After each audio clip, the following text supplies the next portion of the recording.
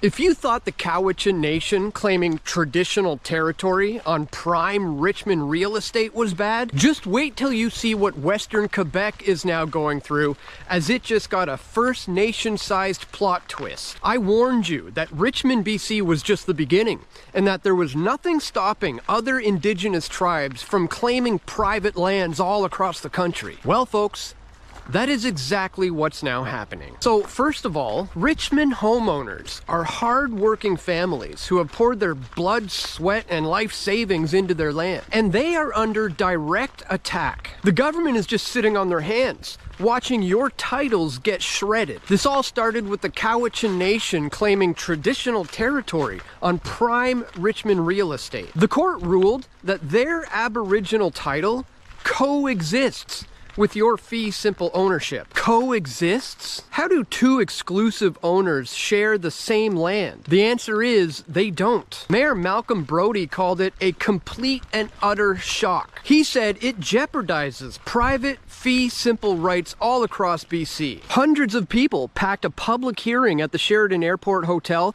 to voice their displeasure with this decision, with many of them saying, "This isn't reconciliation.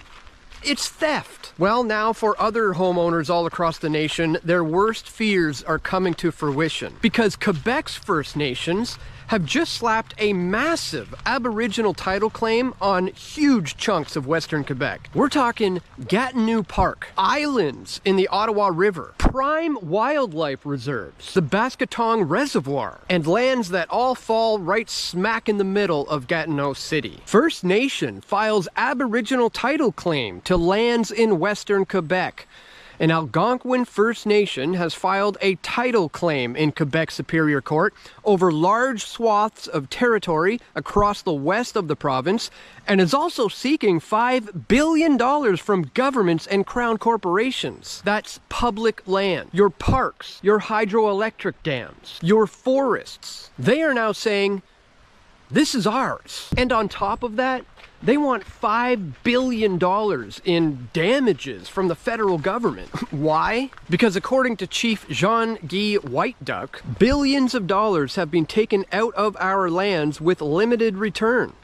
And all of the dams were built without our approval. We were never compensated. They're pointing to some 260-year-old treaty from 1760, the Treaty of Swegatchie, and the Royal Proclamation of 1763, ancient history, to squeeze billions of dollars from taxpayers today. But hold on, Dan. Chief Whiteduck says this won't touch private homeowners. This is just the public lands they want to control, like water, wildlife, forestry, and your recreation. Richmond homeowners were told the same thing, but look what's happening there now. How voluntary is reconciliation again? Governments ignored them for decades, so now it's court time. The Quebec Superior Court. And with the recent ruling, like the Cowichan case, handing titles to tribes, this could explode all across the country. Guys, this is the Indigenous grievance industry in action. Endless claims, massive payouts, and no end game. So it's time to wake up, Canadians. Your tax dollars, your parks, your power are all on the chopping block for reconciliation that never ends. This isn't justice. It's a shakedown. So please share this video far and wide and get the word out that this land grab is accelerating. And if you appreciate my efforts to bring you this information, please consider taking 1 minute today to make a donation at pressfortruth.ca/donate. You can find a link for that in the description. So that's all for today, my friends. Please subscribe to this channel if you haven't already. Click that like button and leave a comment. And stay tuned, guys. I'm gonna have more video reports coming soon, God willing. This is Dan Dix reporting for Press for Truth. We all want truth.